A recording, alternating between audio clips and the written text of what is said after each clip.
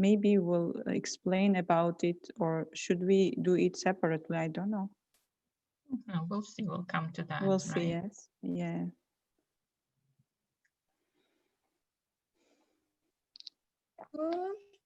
Jak te vayamını naharde mum pompon çıkamın. Pompon çıkamın.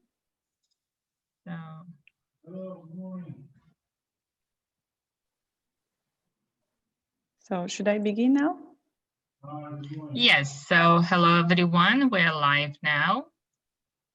So today we are here today to discuss the next course on Coursera TESOL offered by Arizona State University.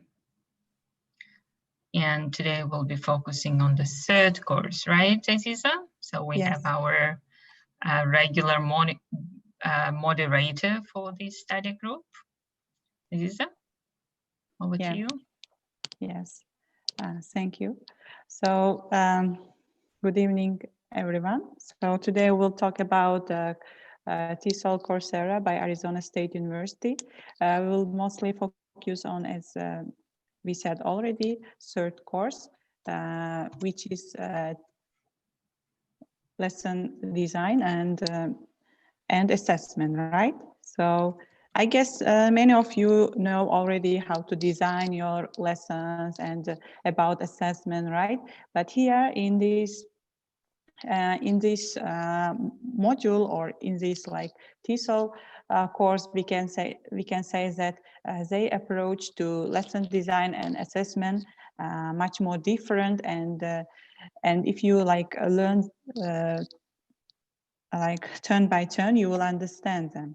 So in this course, what we have, so we have we will learn how to design your lesson first of all, and then how to write, for example, warm-up activities, objective discussion, instruct and model phase of the lesson, and then we will learn about guided practice, independent practice, and how to assess everything that connected with our lesson. So here we can also learn the how to say lesson plans based on principles and learning objectives. So yes, let's begin. In the as we always say about this, in the first week, what we have? In the first week, we have theory by American educational psychologist named Robert Gagne. Yes, and he influenced the theory by both behavioristic and cognitive scientists. So, in order to focus on information processing theories. So what he did, he created 9 different learning events. So, and his events that we see in our lesson plans, they not just for students to receive information passively. Vice versa, it is like to make information more like actively conveyed to the audience. So, and also it is like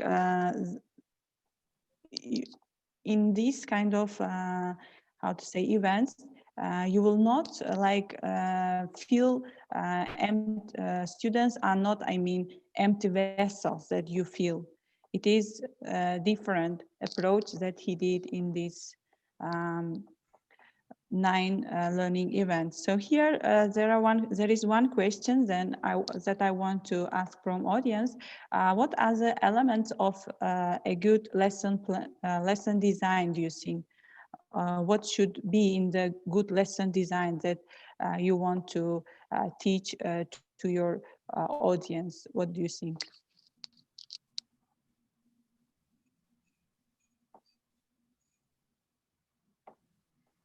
So Nazima is writing objective, lesson objective, right? So do you mean that in a lesson plan? Yes, in the lesson plan, what are the elements of a good Yes. lesson plan? Yes. Okay. Yeah. So Nazima said objective. Anyone else?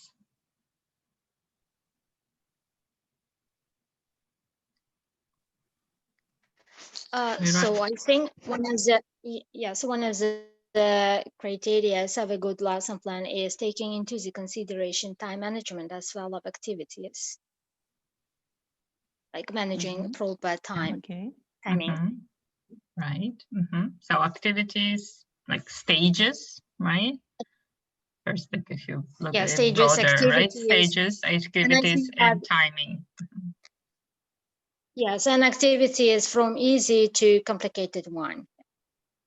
Okay. That go from easy activities to complicated. Yeah. Who else? How do you decide? How do you decide which activity is more complicated? Sometimes it's difficult to kind of decide, right?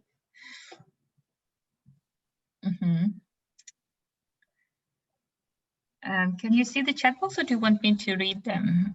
So guided practice and opportunities for output assessment. Ayelita, would you like to expand, elaborate on your input? Should I explain what you mean? Yes, sure. Good evening. I just wanted to say that it is very necessary to let students not only to teach students something, but also provide opportunities for output from them, to provide them opportunities to practice their English. And finally, it is necessary to assess their performance in order to let them know whether they are going on the right way and what they can do in order to improve their knowledge. Okay.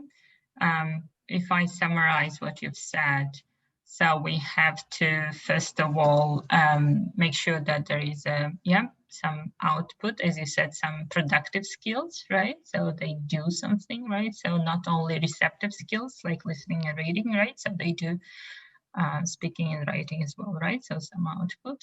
Another thing that you have to plan assessment, right? Every time, so assessment of the, you said productive skills, but I guess you can assess receptive skills as well, right? So listening and reading. Yep. Did I get it right? Yes, mostly. Okay, thank you.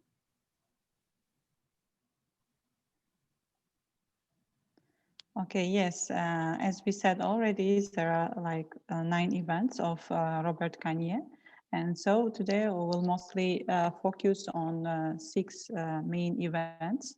So the first one is gain the attention and interest of the audience. So when you begin the lesson, it is very important to gain attention and interest of the audience of your students, because once you get their attention, then you can go on. For example, sometimes there are some situations that your students are still not ready, and they are still doing, or their, I don't know, their jobs or their businesses. They are talking with their, I don't know, peers, or they are just busy with social sites. Yes, and then if you gain their attention, then you can go on, because they may be like how to say, the people who like distract others. That's why you need to first of all gain the attention of the audience, and then you need to inform students of the objectives, because once you say, for example, what they will do, what they are supposed to do in the next few minutes, I mean in the next hours, yes, then they know what to do, and they will be much more motivated. And then stimulate recall of prior learning. Yeah, it is like stimulate recalling. You can do via warm-ups, right? And there are some questions like, what do you think? What does it mean to gain attention? Can you see here questions underneath? Yes. Okay. Does it mean simply? Oh, I cannot see now. Let me see. Yeah. Does it mean to simply get students to stop talking? Do you stimulate recall in every single lesson? And you see there are some questions. You can answer them if you want.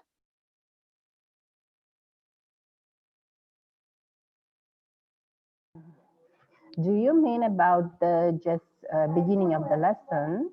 Yeah. Yeah. We can start with a warm up, which is related to the topic, and we can just ask students and not ask, just join to the some kind of activity, and it should be short, brief, and which is related to the lesson. And just this is the entering part of the lesson, like entering to the introduction part of the lesson. Usually it's interesting and enjoyable and engaging for students. Okay, what do you do, for example, once you enter to the class? Do you begin straightforward with warm up, or what do you do usually? I usually try to do that. I usually try to prepare some kind of activities. If you just give me chance, I can share it. Just I have finished my lesson. Yeah, no problem. Just I'll show it. I used the wheels. I wrote many questions to the wheels, and in these wheels, they will choose and they will start to ask the questions each other.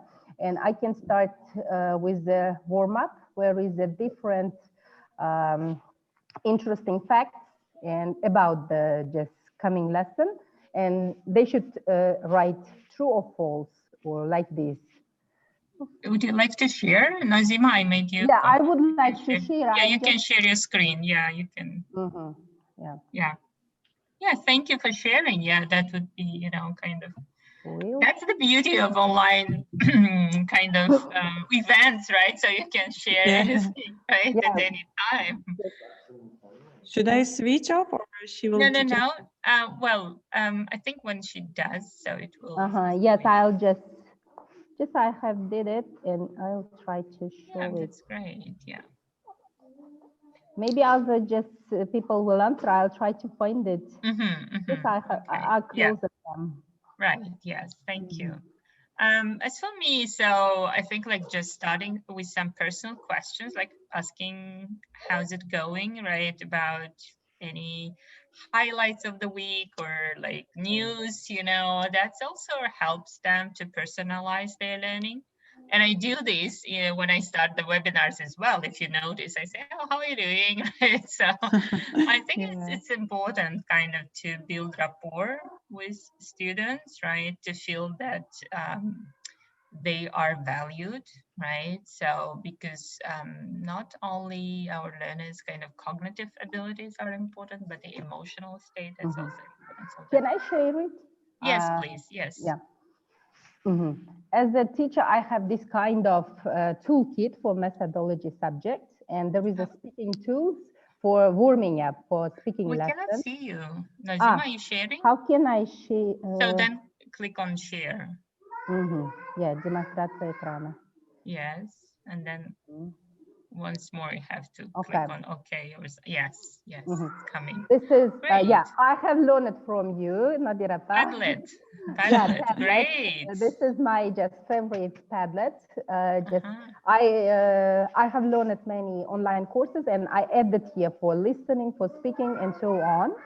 And on my speaking lesson, I prepared ready wheels where we can just choose a topic, and I can click here, and there is a ready topic. They can speak 1 or 30 seconds, 1 minute, for example, outside time, 6 from others, or different topics you may create yourself. For example, what do you think about? Tell about your ambitions, or tell about education system of National University of Uzbekistan, or tell about your favorite book you have just read. This kind of questions I prepared and they can just read and answer. It's just for a minute, just 5 minutes. Yeah. We can just click it and it would be ready.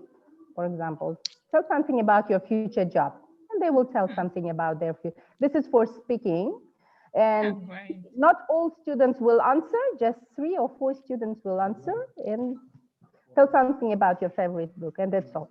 This is what speaking tools. Or for speaking, I have online Bob timer. Sorry for just taking your time. There is a timer. They're great tools, yes. There is a timer. Then I'll just put the timer, and they can speak for 30 seconds, for example, 1 minute, and I can set it, and they can just. It's just 1 second. Yeah, it's you just for 1 put second. it 1 second. Sorry. Yeah. Right. Yeah. Sorry. I'm really sorry. No problem. Yeah, we got the idea. Yeah, all of them for my lessons, most of them for warm up, for my lessons, for different skills. Yeah, that's great. all. Yeah, thank you so much. It looks wonderful, and it's very organized, right? It's great for you as well, right? Listening, speaking, reading, writing, vocabulary, grammar, then online wall. Right, I really love your wall. Yeah, because everything is here. You don't have to every time to search somewhere, right? So it's a very organized way. Yeah. Right. This is also from American online web courses. I just gathered all of them to one Padlet. Great. Yeah, that's a great one. As a teacher, we can create for warm-ups also, just this kind of Padlet. That's all. Yeah, great. Yes. Thank you. Thank you for sharing, Nazima. That's a great work. Yeah. Thank you. Okay. Yeah. Anyone else? Otherwise, we'll just move on. Aziza, you can share your own. So I think. It's saying so that we can continue. Okay.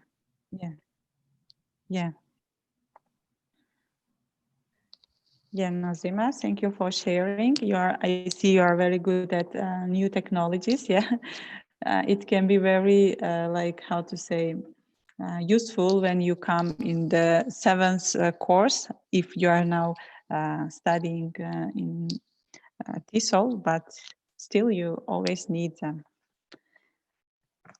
Okay, let's go on. If anyone wants to add something about these questions, you are welcome, or otherwise we can go on with the next slide.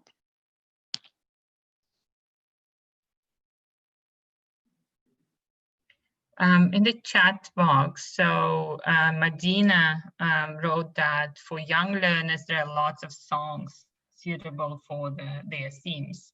So I think she's saying, so she would start with some songs.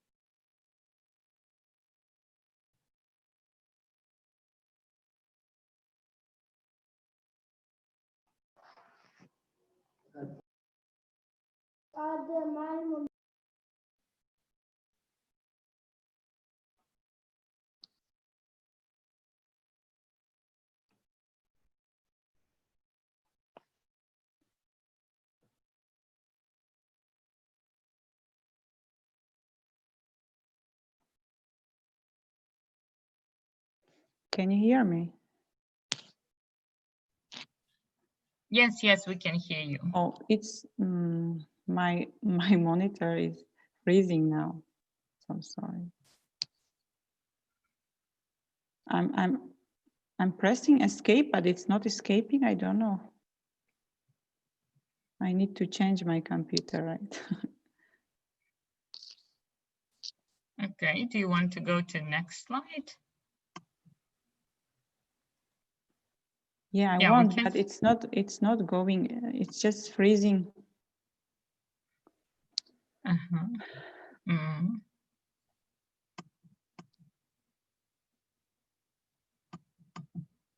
Oh, okay, yeah. Okay, yeah. So the next 3 events are present the content. So last time we already talked about 80-20 rule. Yes, it means your 80 minutes, I mean 80% of your lesson should be devoted for practice, and 20% should be like devoted for instruction, for like teacher talk, right? And when you do teacher talk, of course, you need to do with warm language, which means that you are as a teacher showing ways to your students, to your audience, without any like how to say putting some pressure on them. Yes, in this case you are like a presenter. Teacher is a presenter. And in the second one is provide learner guidance. So provide learner guidance means when you are doing a guided practice or less guided practice, and here you are as a coach and you show them the way and they will do. And the third one is, the sixth one it is, yes, elicit in performance or practice.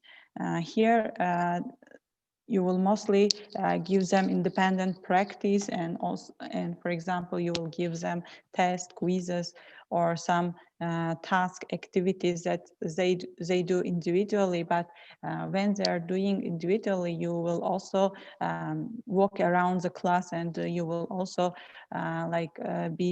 help them if there are any misunderstanding or if there are any difficulties. And then you are in this stage of the lesson, you are like a evaluator. So, and then week 1 assignment we came here now. So in week 1 assignment, you need to respond with 5 to 7 sentences, writing which of the 6 events in Robert Gagne's instructional design theory resonated the most with you and why. So you need to write about these instructional events, and you need to say which one mostly aligned with you, or which one you most of the time you pay attention mostly than others. So here your peers review your submissions, like checking you, did the learner complete the assignment? Did the learner clearly mention about the Gagne's event that most strongly resonated with him or her? And did the learner explain why this particular event resonated with him or her? So as I have already mentioned, 6 events you need to write here. So is there anyone who already did this assignment? Okay, Raihona, you did already, right?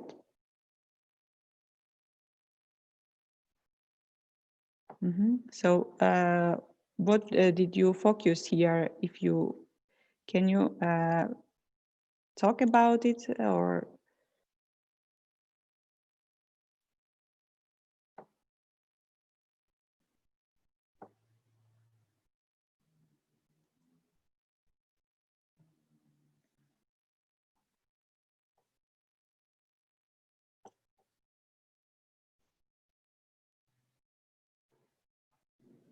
Could you please show once more the Yeah, 7, of course. Yeah. what are 6 events, right? Yeah, these 6 events were, first of all, gain the attention and interest of the audience, which is like warm up. Yes. I mean, gaining attention. You have some attention getters. Inform students of the objective, stimulate a recall of prior learning, and present the content, provide learner guidance, and elicit performance or evaluator. So here the question is, which of the 6 events in Robert Gagne's instructional design theory resonated the most with you? It means which one you mostly focus on when you are giving, like when you are teaching, which is the most important for you. For example, some people say that first one is very important for me because once you get the attention of students, you may go on with them. I mean, if you remember from last webinar, we said that in 60 seconds, students know how the teacher is. Yes, they know how the teacher will convey the information, how the techniques will be. So that's why maybe for some people, for them is warm up is very important, like stimulating prior learning is important. That's why in this question is asking you which one is more important for you in teaching, or maybe all of them is important for you. That's why this question arises.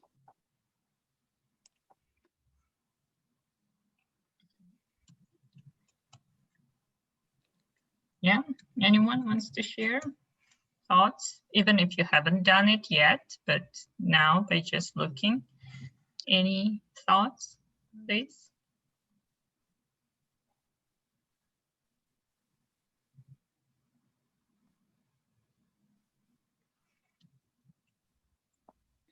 Okay, so should I go on now? No, let's focus on this little bit. Yeah, for me, as you said, I think the first stage, the event, as you said, getting the attention would be really important because others can be, they are also important, of course, but not necessarily that they can be in every single lesson. Right, so for example, assessment, right, or what else was there? Yeah, can you go to the first one? Yeah, yeah, informing the objectives, you know, sometimes I don't do that. Recall of prior learning, sometimes I don't do that. I mean, I don't do these in every lesson, right, but what is important, and then present the content, right? So also sometimes we don't do, maybe it's the whole lesson might be on their input, right? For example, when they do presentation or something, right? But I think the first one, getting their attention and building rapport, that's really important, and getting their interest, I think that's really important for me. Yeah, anyone else? What about you, Aziza? What did you write? Yeah, as I already mentioned, I wrote about gaining attention and the interest of audience.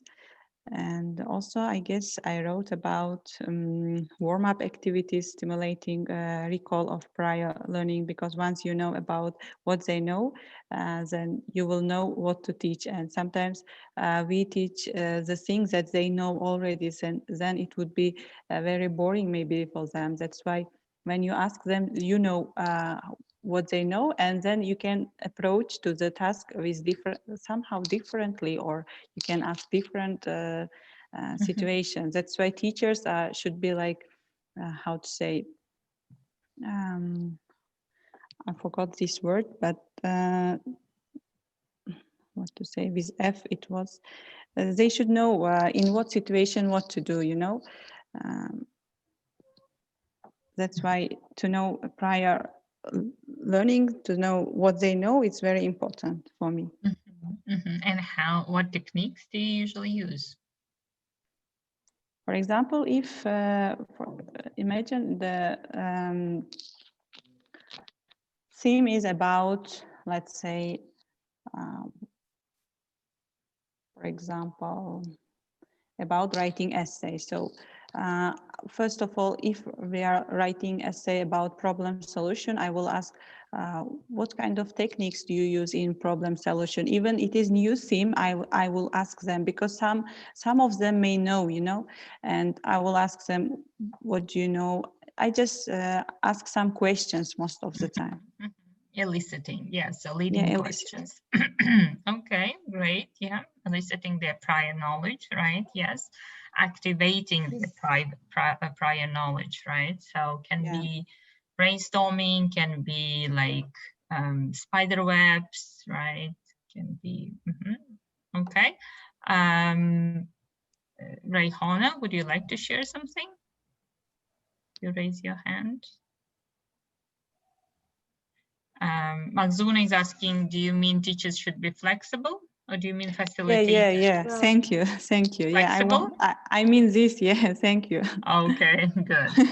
So, yeah, Nazima mentioned here that provide learners as a coach, presenting and evaluating. So these ones resonate with you most, right, Nazima? Would you like to comment on them?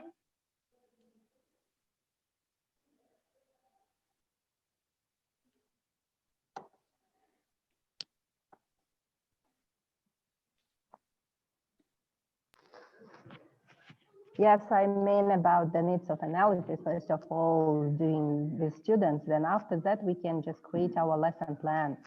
While creating, we will pay attention to the students' background knowledge. Then we will add our just topics and so on. Yes, absolutely. All these 6 events are very just useful, and just we cannot choose one of them, I think. Right. Okay, thank you.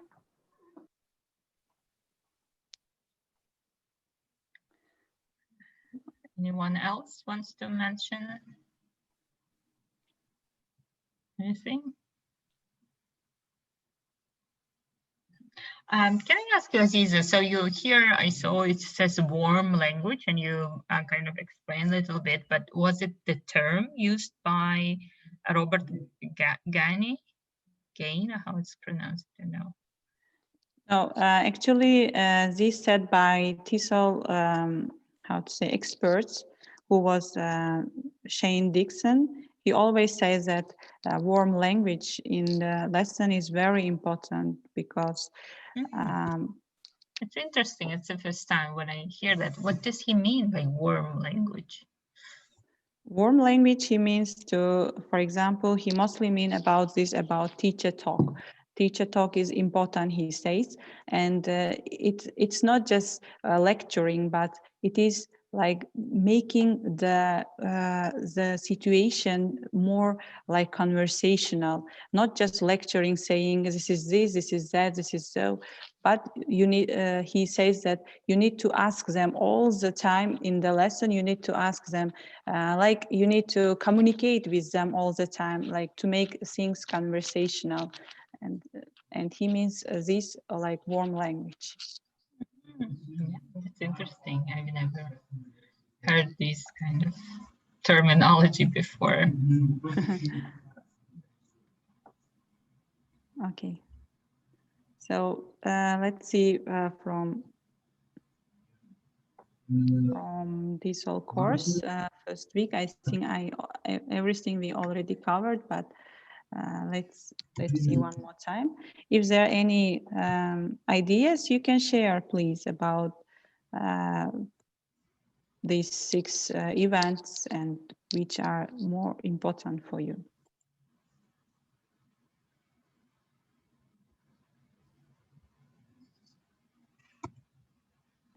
here in the first week, they covered this welcoming week and then this instructional design and some checkpoints. And then you can also here download lesson template.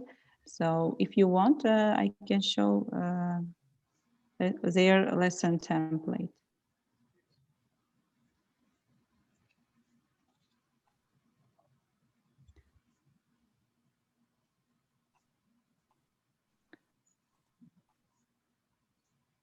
Their lesson template is seems very simple, and it is, but it is very nice. Not too many details and not too many sections. Let's see.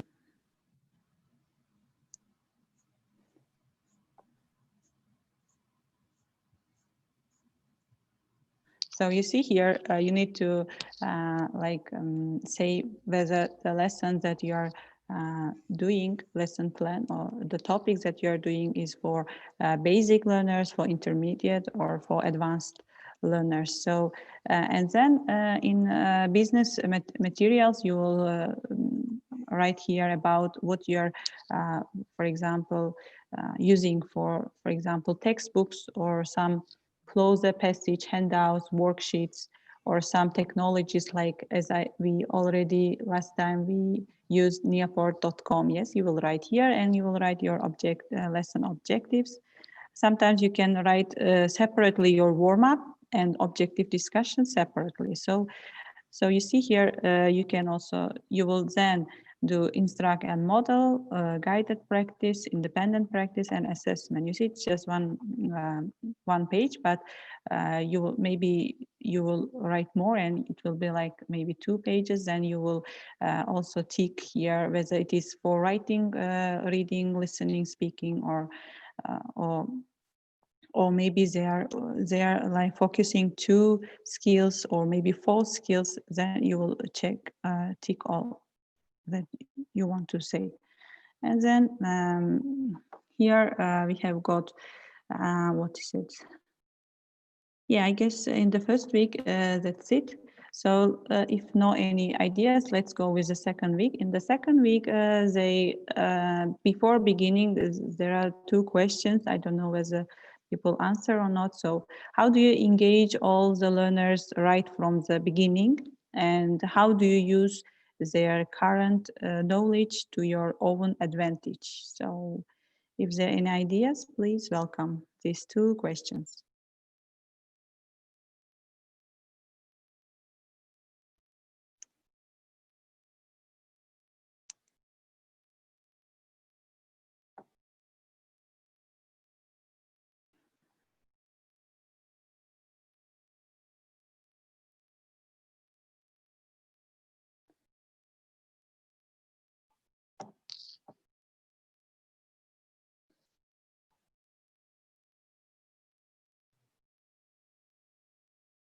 So there are some questions for me. Aziza, do you prefer this kind of lesson plan template, and why? Well, I guess before, I had a different approach in writing lesson plan, and I had different template. So now when I learned studied this TESOL course, I guess it is a very nice template. And I did like so many lesson plans when I did my assignment in TESOL. So I think I like this template. And Nozima is writing here, should we complete or fill this lesson plan template? Should we complete or fill this lesson? Yeah, we should fill. It is like template. For example, imagine you're taking the theme like present simple. Yes, then you will write about what kind of, for example, warm-ups you will use, what kind of guided practice you will use, what kind of instruction model you will do. You will write them. Yeah. So as we said already, how do you engage some of you already said about this, is that you will do warm-up activities, yes. You will and you will do some icebreakers, right? And how do you use their current knowledge to your own advantage? Means that you can ask questions what they know, and then it will be easier for you that maybe some of them they know, or maybe they don't have any ideas about this, about your topic, so that you will mostly pay attention to their current knowledge, and then it gives you more advantage. So here, Jean Brunet suggested that curriculum is built in a spiral with many iterations from simple to complex. So learners can get better and better at what they do. So it means you need to, as Nazim already said, you need to begin with like easier to complex. Yeah, you need to go like evolutionary way, not a revolutionary way, because revolutionary way, in revolutionary way, you can like make them confused, misunderstood you. That's why evolutionary way, going gradually, is more better than just beginning the lesson without like getting their attention, without warming up them. If you just begin the lesson, it's some students may like some kind of like information crash in their minds. That's why it's very important to go gradually. So here I have one question. We already talk about warm up, but what is warm up? What can you say? What is warm up itself?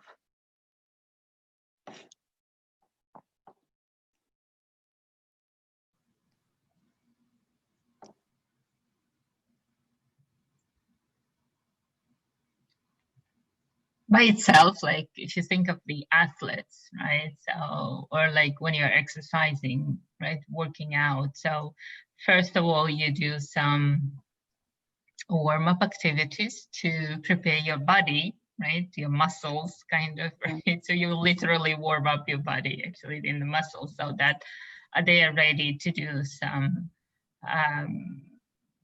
workout, real workout, right? So yeah, I would say like that. So if you think of this analogy, and in classrooms, we use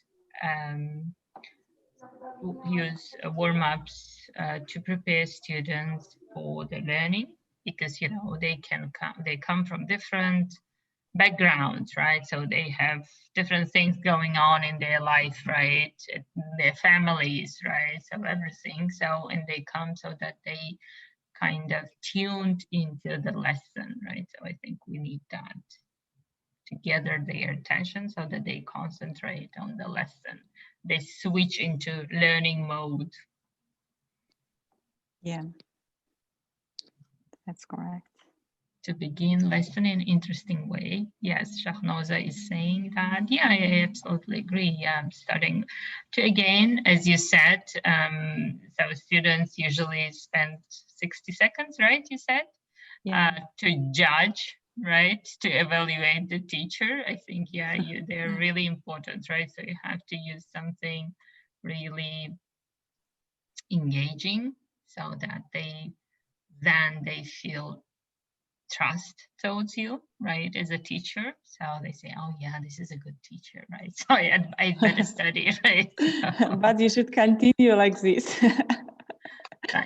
Right, of course, right, of course. But they are like, but if you don't start on that note, right, kind of you start very slow, like, you know, you're boring, then like right away they will not then get interested in, right? Yeah, so I really Marzuna, yeah, a warm up in teaching is an activity at the beginning of class that's designed to warm up learners, right? So warm up means learn up. Nazim is saying it looks like stairs. Mm-hmm. That's interesting too, right? Yeah. So that it helps them to move forward, right? Yeah. If you, Yeah, it looks like stairs. Why? You will add something and you will go up with them together, and you will use their current knowledge and you will add your own knowledge, and you achieve your goals and you go up, and their level also will be up. It looks like stairs, I think. Mazduna is saying, for example, students may have to talk with a partner about a certain topic, review something from the previous class, or watch a short video and talk about it. Yeah, interesting. So, okay, according to some definition, warm-up is a perfect opportunity to accomplish two things. First of all, it is an opportunity to bring up and introduce new ideas, which is we already said. And yeah, it is like when you are like bringing something new or just new topic, you will introduce them with some warm-ups, like as audience mentioned, some like maybe some short videos, some activities like very short. Or it is an opportunity to stir up past ideas, past thoughts, and past learning experience among students and connect them to the new information. So you see, it has got two like meaning. So here I have one more question. What is an icebreaker? Is it warm up or icebreaker is different? What do you see?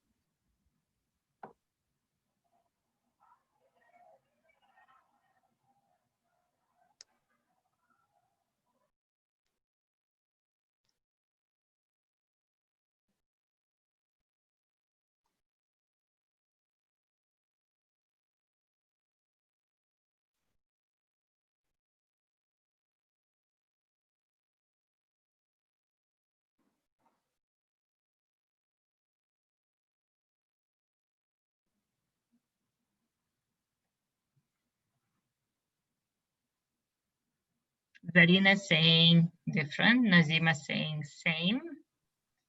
Raihana, the aim of it is to loosen the tension in the classroom.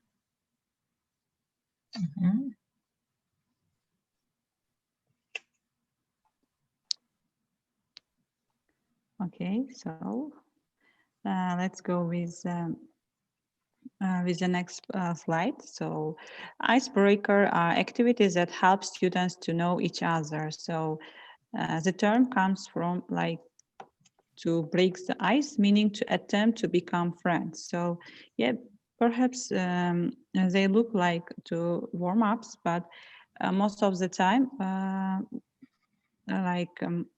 most they use icebreakers in the first lessons, like when they are in the first lessons, when they are becoming, when they are new, when the teacher is new, when the students are new. But you can use icebreakers. It depends what is the icebreaker is about. So they most offer to stand up and move around the classroom, some icebreakers. A good icebreaker generally gets students thinking and moving. For example, find someone who, information gap game you can have. What else? What kind of icebreakers you used in your classes? Can you name some of them, dear audience?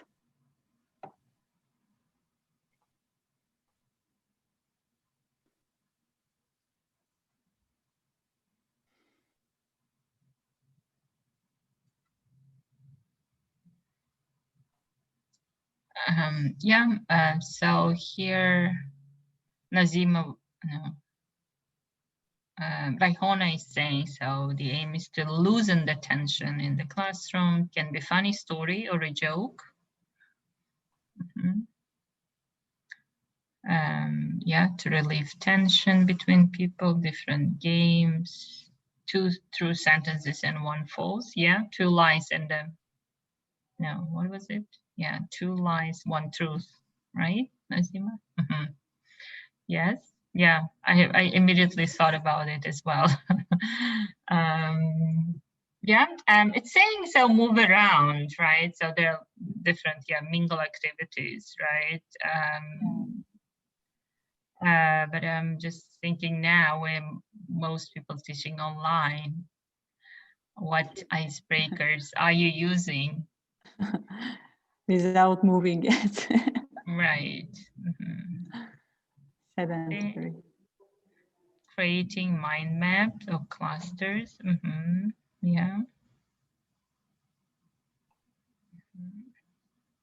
Yeah. Good. Okay, what about you, Aziza? What did you write, or what are your thoughts on this? Yeah, let me just first show what icebreakers they put here for teachers. So here in TESOL course, you not only just getting information, you can also get some worksheets, some like activities. So for example, they covered here some activities as icebreakers. They said first one is Mozen name tag. They have got a template for this. Let me show it. Okay, then what they said, they talked about string get to know you. For example, some question, how long have you been studying English? This game requires a ball of uncut yarn and 10 get to know you question. Invite students to stand in a circle, instruct the students that they must answer a question if they are holding the ball of yarn. Yes, this kind of ball, yes. And then find someone who, unfortunately, I didn't read these all. That's why if you want, you can read them. I will send you after the session. But here they provided with a template of this icebreaker, the first one, which is more than name tag. So they gave the direction to teachers. So places in the name, they write their name, places, food, fun. On the first day of the class, you can cut them, cut out enough name tags for each student, have students fasten these to their chests with a pin and tape and walk around the class sharing their ideas. Yeah, sounds great. If you remember, I don't know how many of you are familiar with this duet course that we developed some years ago. And then, the first activity was drawing a shield, a coat of arms, right? So you can come up with different categories, right? Yes. Adjective names, so that was another, Nazima. It was another one. Yeah, so you can also try that. So like every person should come up with one adjective that starts with the same letter of their name, like Nadira and nice, for example, right? And natural or whatever. Or coat of arms, but we had this shield as well. And you can say like, you may say food, but you may say other things like education or achievements, right? So you can kind of come up with different background. Or we had another picture for like called luggage. So because these are metaphors, right? So like people come with some luggage to your classroom, right? They are not empty vessels, as Aziza said at the beginning. So they have some kind of background knowledge, values, beliefs, right? So I think activating them and getting to know each other is a really great thing. That's interesting. So here they're using it as a warm-up activities, right? Although like they were saying they're using it as an icebreaker. Oh yeah, I showed here as icebreaker some, and also there are some warm-up activities. Okay. So there may be the differences in the terminology. Maybe it's the British kind of way. So the way we were using, for example, in those training events, the materials that we developed for this duet, we usually used lead in as I think as a warm up. So that means so they would introduce the topic, or they would ask them to recall the previous lesson. So this would be, we would call them lead-in activities, whereas these kind of icebreakers, we would call them warm-up. So I think there are differences in the terminology, but the concepts are the same. Yeah, I think so. And as warm-up activities, they said, for example, written prompt on the whiteboard question or statement. So according to their levels and according to the theme, you can write question. For example, if it is basic group, like you can say, what makes a family? Just you see, it's easier, yes. And if they're intermediate, you will write down what do you love or hate about the family. And when they're advanced, you say a family isn't always about blood. Agree or disagree? You see, your question should differ according to the level of students. Otherwise, if you, for example, ask from basic learners, a family isn't always about blood. Agree or disagree? they may say nothing. So that's why it's important writing question to take into account their levels. And second, pictorial prompt. Well, I like to use pictorial prompt. For example, in my lessons, in my video lessons that I sent to TESOL, I most of the time, or maybe 3-4 times, I used pictorial prompt. I showed them the pictures beforehand, and I said that, what do you think, what kind of topic we'll have today? Without saying the topic, I just showed them the pictures, and they need to guess. This helps them to stimulate, to recall everything that in their mind sometimes. And the scrambled sentence strips you can use as well. So yeah, I remember I used such kind of technique at school when I taught there. So you can scramble the sentences, and then you cut them, you give them, then they will find out which comes next. And yes, back information gap, recycling vocabulary. Yeah, you see, these kind of activities they give as warm-up activities. So warm-up activities, they can be so many, but it depends on your topic, on the level of students, and on the way or on the approach how you do it. That's why perhaps sometimes we ask from our colleagues, what kind of warm-up activities do you use? And we want to use it without thinking, or without thinking about the level or other things. So that's why it is important to think, first of all, beforehand, does this warm-up activity works with my group, with my students, or is it difficult, or is it something that's so easy that they become very how to say bored? So yeah. Next one is objectives and objectives. Hold on. Sorry, can I interrupt you? So please. Mazuna here wrote show and tell. I think that was example for icebreaker. Mazuna, would you like to give examples? What exactly you ask your students to show and tell?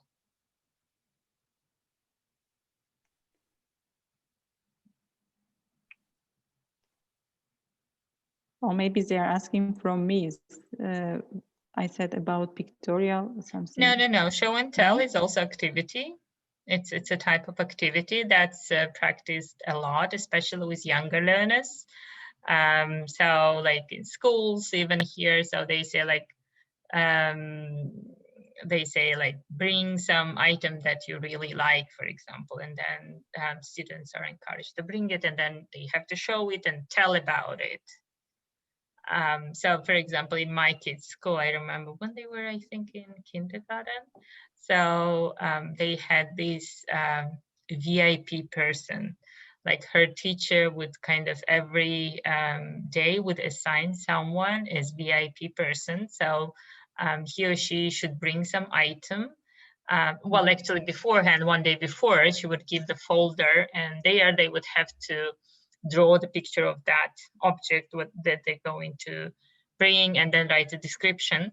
So next day when he or she comes, so they tell about that object, and others will have to try to guess what is it, and then the person shows and then tells about it, why he likes it, or if he likes it, why it is important or valuable, where did he get it, etc. Then people ask questions, etc. And I think it was good, kind of, not that they are not everyone the same day, right? Because it becomes boring when every person starts talking, right?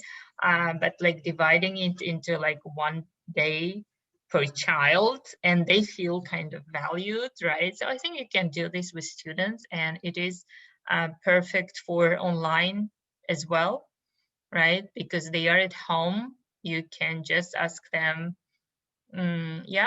show whatever they have, right? Can be something that you really like, or something that is very old, or something very new, right? So it can be. Magzuna is saying, don't forget about this all-time favorite part of class. Instruct students to bring in something that they cherish or just want to share with the class. Give each student a turn to come up and tell about the item that they brought in. This way the class will get to know each other, and something that makes each student happy. Yes, great. Yeah, that's what I think I told. Yeah, that's a very nice activity.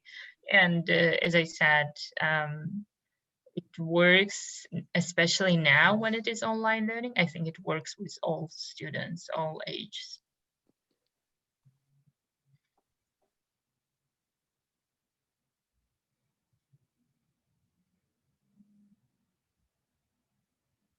Okay, thank you. Yeah, sorry for the interruption. Yeah, you can, I think, move on.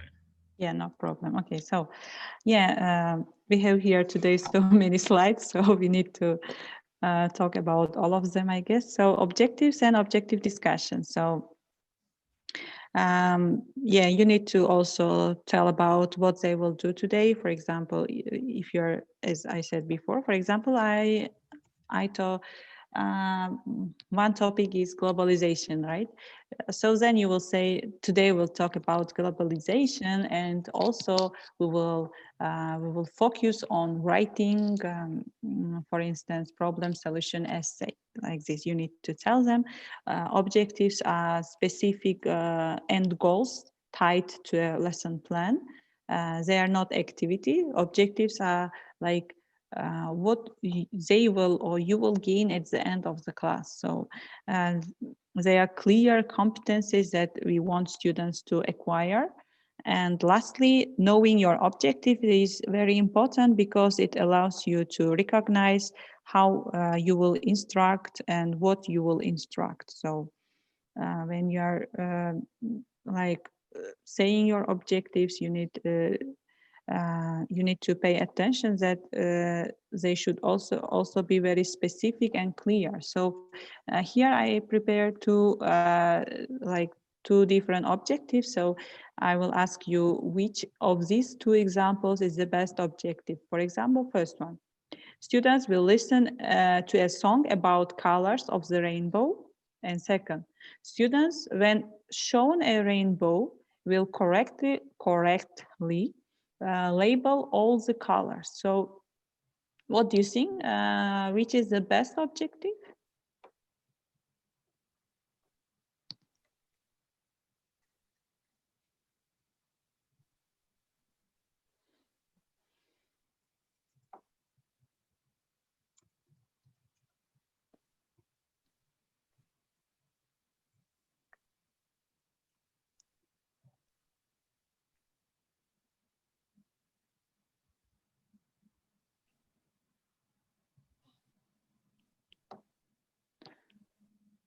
Any ideas? No?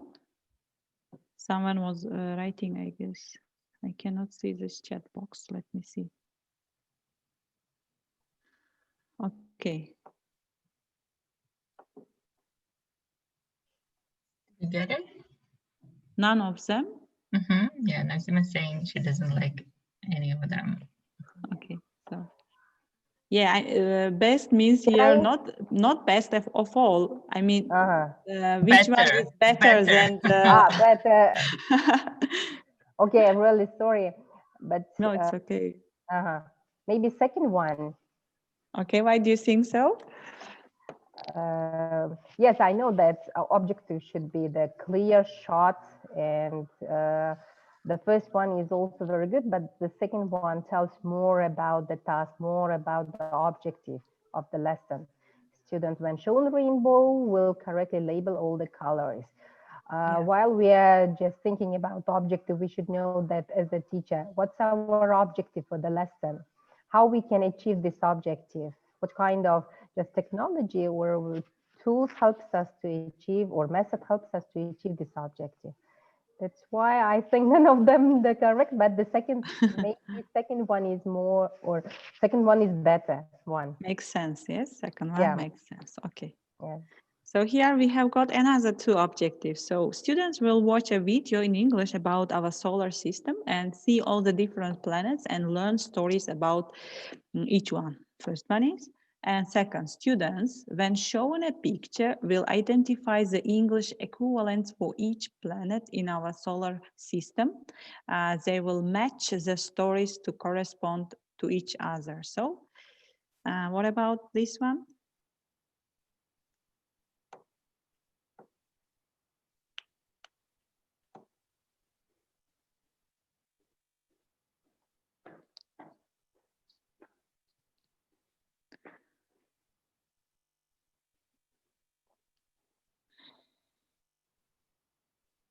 Everyone is keeping silent? Well, I think the first one, I think for me, too, is too detailed. I don't know. I wouldn't write lesson objectives like that. It would take forever. Yeah. It's too detailed, I think. So it's not kind of that they will match the stories to correspond well. Then what will you write in the body of the lesson, right? So the activities, right? It's already there. So, yeah, the second. So some people are, most people are saying second. They like the second most, more, more than it depends on you, yeah. Right. Exactly. There is no wrong answer. Yeah, you can say any of them. So. What about you, Aziza? Which one you chose? I would choose the second one. Why? Because here, I know it's maybe a little bit longer, but here it tells clearly what they will do. And so they will know what they will do. And I mean, there is some, like, how to say, a kind of results. For the first one, for example, learn stories about each one, but in the second one, they will match the stories to correspond each one. So they will not just learn the stories, but they will also match some things, and they will, how to say, use the knowledge, you know. Are they really giving this? Is there no correct or wrong answers? No. Really?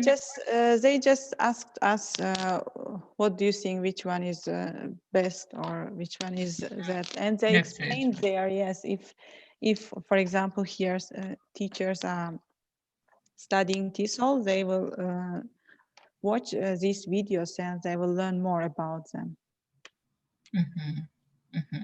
Because, you know, for me, like, it's not that important whether they will match, you know, or they will do something else, right? But like, if in terms of assessment, if you think that you have to assess each objective that you put, right? So for me, it would be more important that they learned the stories about each solar system, right? So this is the learning outcome. Not that, you know, the way they did it might be different, right? Maybe through matching, maybe through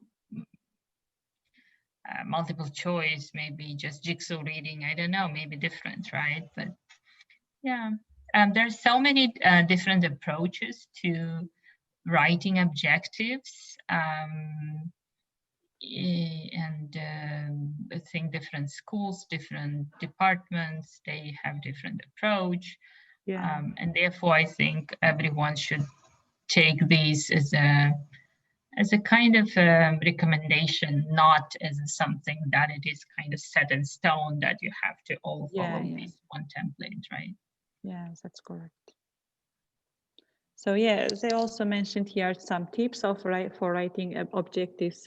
First one, they said, think about what the students will do after activities to demonstrate that learning has occurred.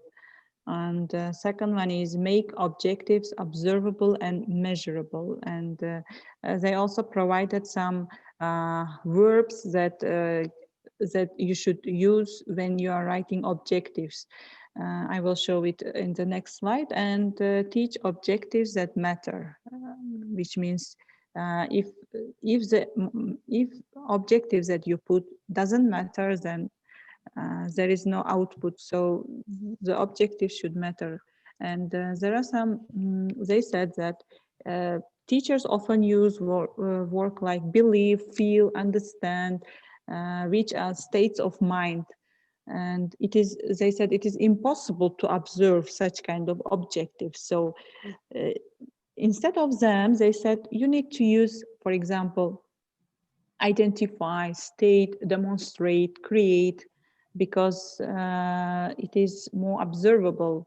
So here there are two examples of objectives. Students will know about vocabulary in English related to family. This is first one. And second one, students will demonstrate their knowledge of family vocabulary by writing a paragraph that correctly distinguish relationship in their own families. So you see, in the first one, they used know, which is the state verb that denotes state, yes. And the second one, they wrote about demonstrate. So demonstrate means they show, yes.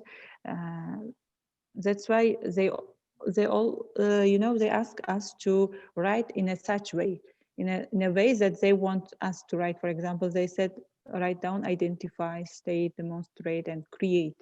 So when you write such kind of verbs in your objectives, so you can get much higher marks than writing just believe, feel, understand. So if you pay attention to the second objective, you can see that there is what is it?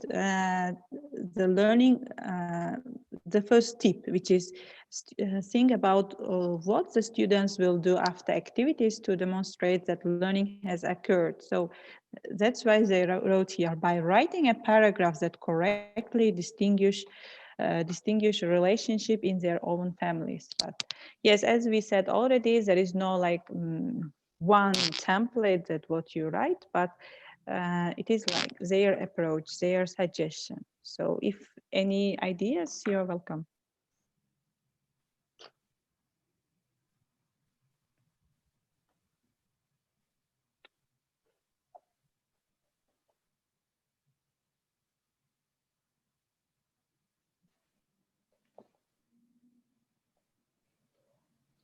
Okay, so objective discussion. So we'll finish about this. So objective discussion, they should be clearly stating the instruction, including subtasks. So some people may believe, or some people may say, no, we don't need to say subtasks. So it's your approach as a teacher. So because we are different, every human being are different. So every human being has got different understanding or different approach about specific topics or specific situations, right? And then when you are doing objective discussion, you need also check for understanding. For example, you said that today we'll do this or that, and then you need to ask maybe some question. You can say, what do we do today, or do you understand what I mean by this? Yeah. And discussion the importance of the objective. So you will discuss that, for example, I said about problem solution essay, right? Then you will say, yeah, problem solution essay is very important because maybe sometimes you need to write such kind of essay, or sometimes you need to have some problem solving skills. That's why it's very important, you can say. And then establishing specific means when you are saying your objective discussion, you can also say what they will do at the end. For example, perhaps again, I'm saying about problem solution. So you can say at the end of the lesson, or as a homework, you will write a problem solution essay, or you may say you will write just one body of problem solution essay, and then you will send it via Moodle platform. So establishing specifics is also very important in saying objective discussion. So here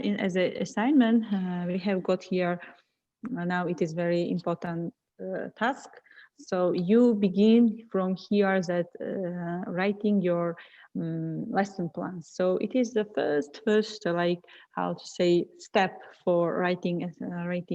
So many teachers ask me what kind of theme you choose, or some of them were asking me, can I choose family, friendship? I said, no, yeah, you can, but you can choose any topics that you want. Just you need to, how to say, make them connect to each other, because here in the I mean, in the next hour course, in the capstone project, you need to write 5-day lesson plan. So they ask you to write 5-day lesson plan, and they ask you to connect with each other. If you, for example, write down one topic for one day, and the next day it is the topic which is very different from the first one, then you cannot have this outcome, because you need to stick to some topics, and you need to expand the topics. That's why they pay attention to this. So here as an assignment, you need to write a lesson objective for that theme, for example, for any themes that you took, and then you need to create a warm-up activity and objective discussion for them. And then you will fill out the lesson objective and warm up, and you will put there, you will copy and paste your answer to the assignment box that they are providing to you. So yeah, is it understandable, or should I show from Coursera where you put? I think everyone knows, yeah.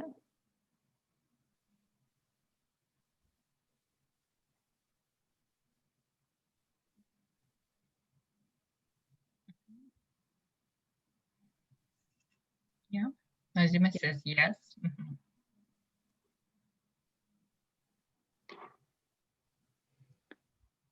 Yeah, here Mazuna Ismat was also saying that yes, it differs. I mean, objectives. There is good example of objectives in preset curriculum. Yes, that's right.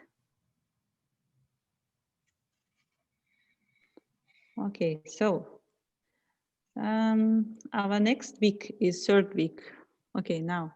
And the third week, they talk about presenting instruction, making curriculum sticky. They talk here about acronym MUD. MUD means memorable, usable, and durable. So before I explain it, can I ask one question? What can teachers do to make their material sticky? What can you do to make your material sticky, dear teachers?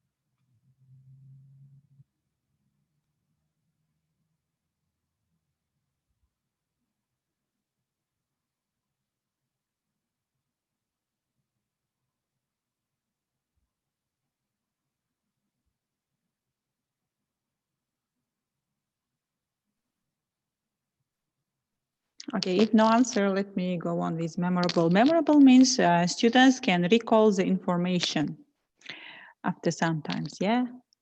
For example, you're giving some topics, and when you ask it, after sometimes they need to like how to say, recall it. If your materials were sticky like 1 year or okay, let's say 1 month ago, yeah, when you ask after 1 month, it should be like memorable. And usable means students can use the information as vital skills, as they can use it in their how to say, real life. It means usable. And durable means they can use it after a long period of time, after maybe some years, or just 1 year, or after some months, and they can use the things that you taught them. So it means math. So you don't forget about this thing when you are creating your activities, or like giving your materials. You need to approach with this acronym MAT: memorable, usable, and durable.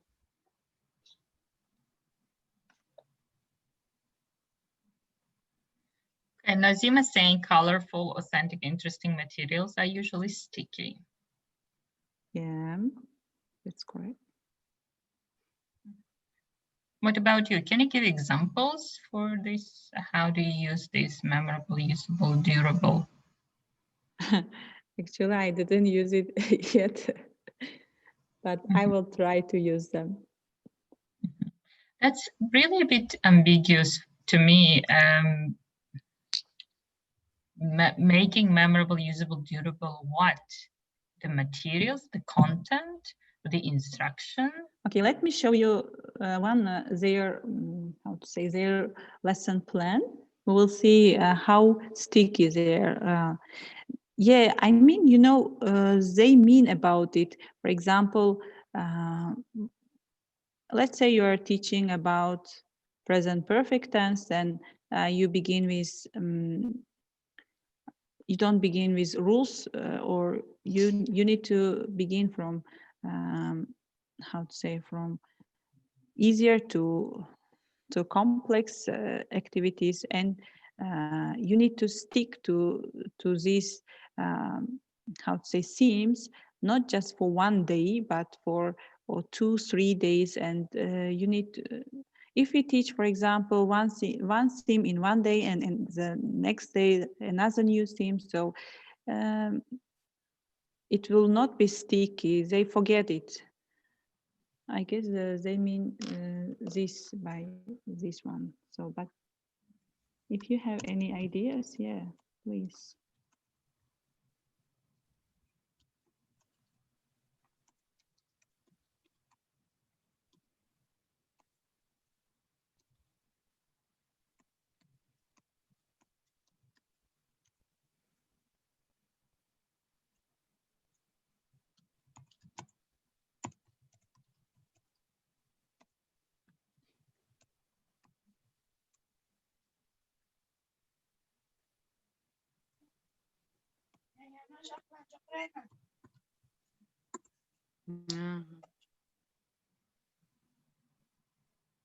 Sorry, it's very like slow. Okay, yeah, here. So here you see their lesson plan. It's for intermediate level. Students will be able to identify parts of an essay.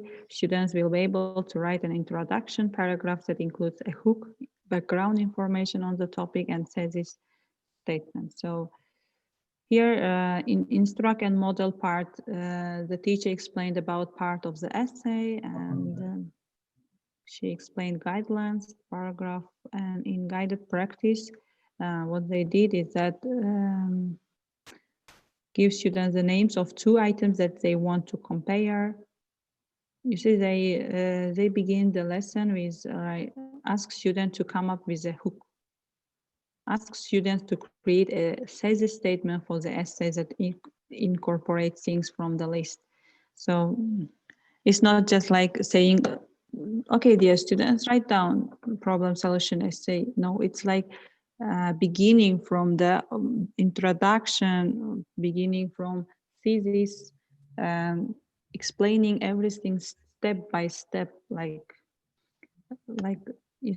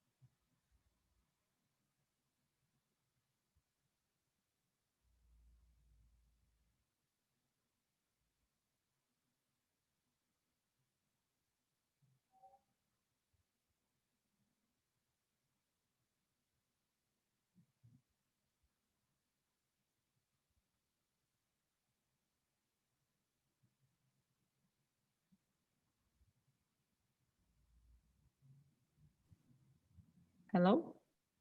Yes. Can you hear me? I was talking and I didn't see that I'm out. Yeah. And you stop sharing your screen? Oh, okay. Let me do it. Sorry. So have you heard what I said, or I just said to myself, I don't know.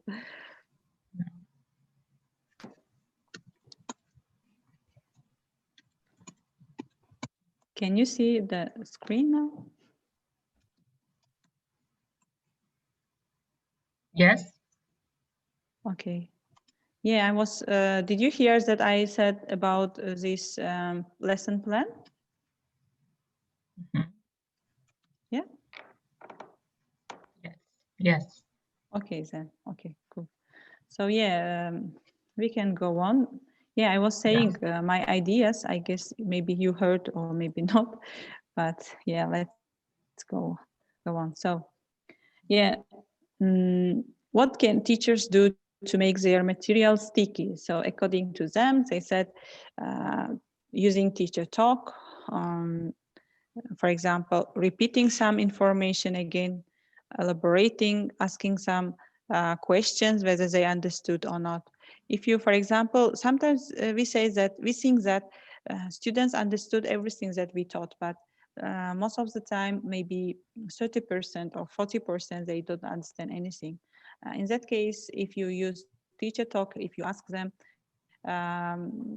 some question whether they understood the topic, or if you like help them, and especially in guided practice or independent practice, you need to walk around and ask, for example, what they understood about the particular topic. Yeah, and then keep things conversational. As I said already, is that you need to always not lecturing, but asking them what they think about particular topic and others. So teacher talk is here. You can see in the illustrations that it is repetition, reduced linguistic forms, enunciation and pacing, changes in tone. So you need to talk not monotonic, but you need to talk with intonation or with just stressing some words, and use body language, which is very important. And signpost expressions means, for example, you can use first of all, secondly, thirdly, or other fillers, right? And here there is one question here again: why model? Do you use modeling in your language instruction? What is modeling? Why modeling is important in language instruction? What do you think? Modeling, okay, let me say modeling, what is it? Then our question, okay? Modeling is like, how to say, giving them especially in instruction part of the lesson, giving them some models. For example, you said about, you are asking about some verbs, yes? Let's say it's your basic level students. You will ask them, can you students give me some verbs that we can use in present simple? So do you write yourself the verbs, or do you ask them to give these verbs by themselves? Modeling means like this. Modeling means if you give them, if you just write yourself, it is modeling. If you don't write and if you ask them, it's just different approach of modeling, you know? What do you see? Yes. Can I just answer? Yeah, Nazima, Okay. please. It depends on student's level, I think. If it's just beginner or basic user, we will try to be the model teacher and we will try to give more examples, more samples before giving some tasks. If it's just independent users or advanced level students, they don't need any just samples or modeling. They try to do themselves, and they can do it without any just modeling. This instruction is enough for them. Clear, short instruction. Mm-hmm. So, for example, in project task, for example, the task is a little bit difficult even for advanced learners. Do you give models beforehand or do you provide them afterwards? What do you think? No. If it's project-based learning, I'll try to show some samples of the projects which other students try to did it, and I'll show them as a sample, and I'll ask them not to do the same sample, but try to create your own one. And I'll give the instruction what to do, how to do, the ways of doing and stages of the doing this task, and how they can just do it and how they can divide the tasks. Again, it depends on the just approach or method or lesson or students also. Yeah, that's true. Any other ideas, please?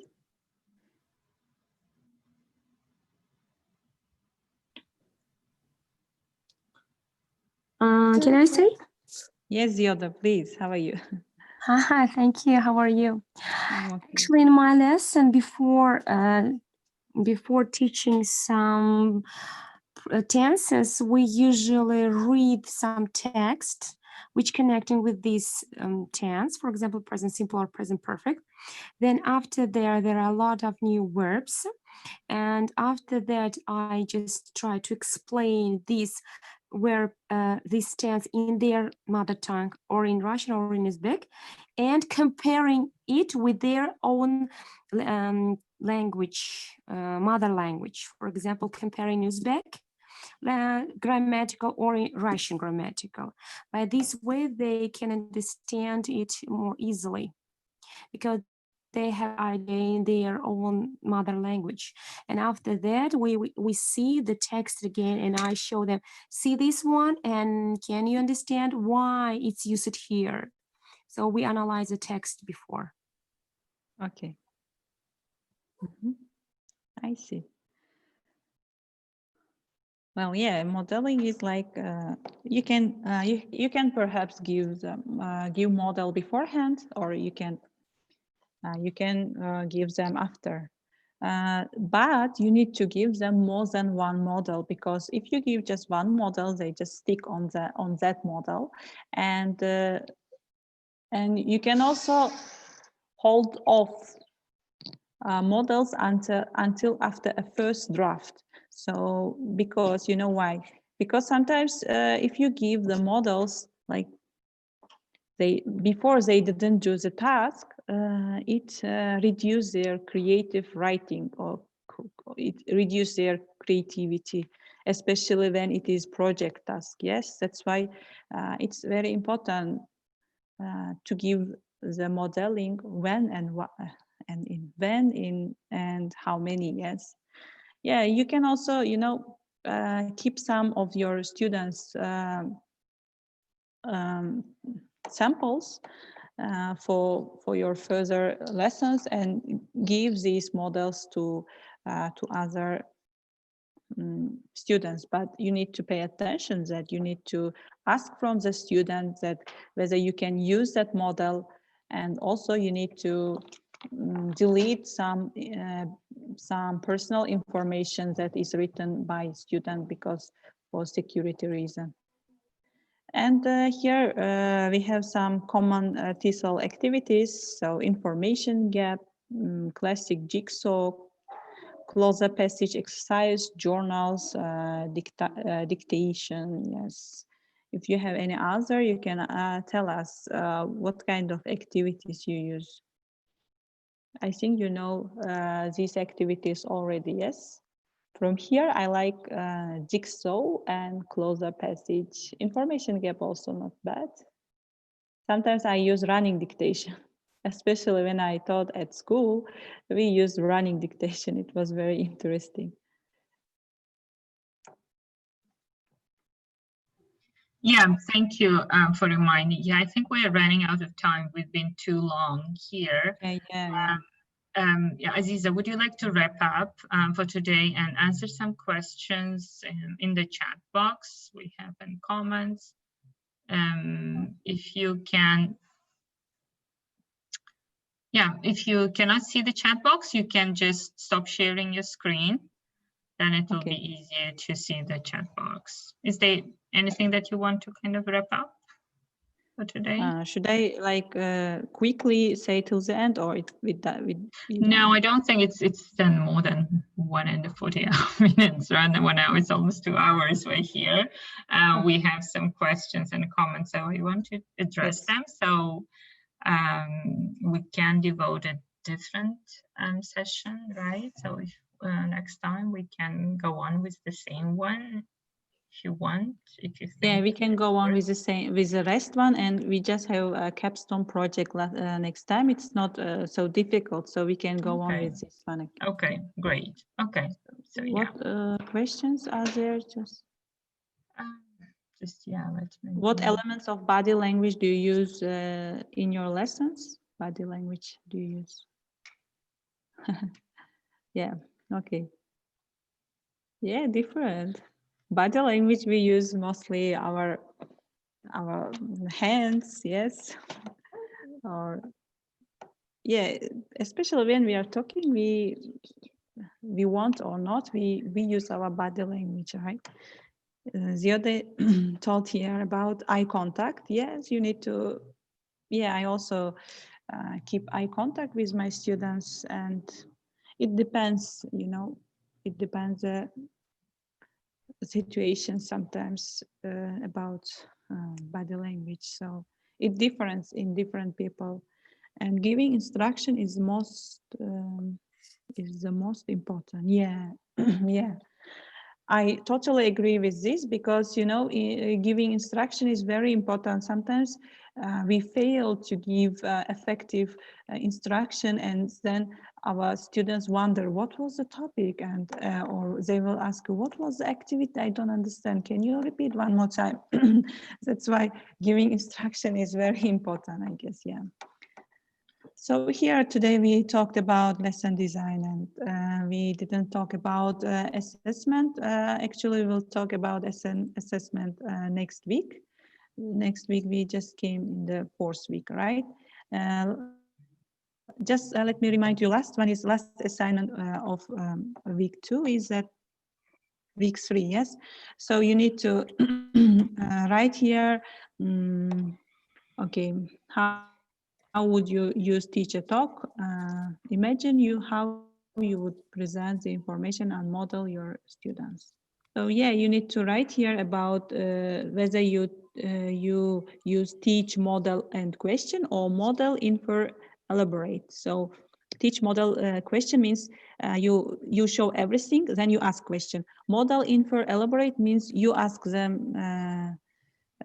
Oh, I have some. How to say? You ask them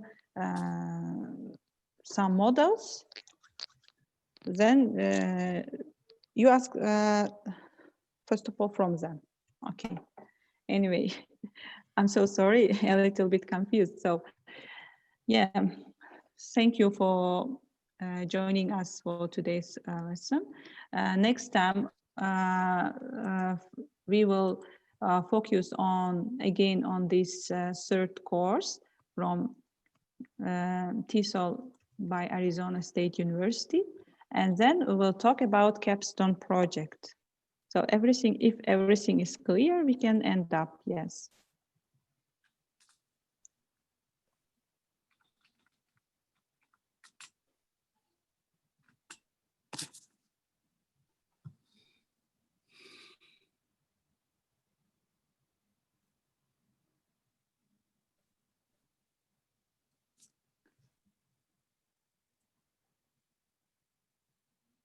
Are you here, Ms. Nudreysa Mohamedova? Yes. Yeah, we I can am. finish, yeah.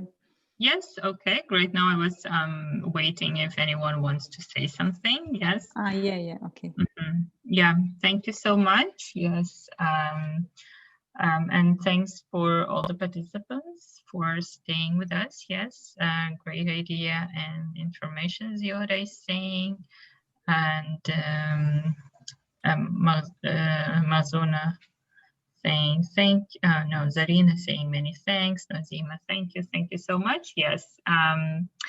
Yeah, stay tuned. So next week we'll continue with course 3, so the same course. And as Aziza said, she will also talk about the capstone project. Thank you so much. Bye. Okay, bye-bye.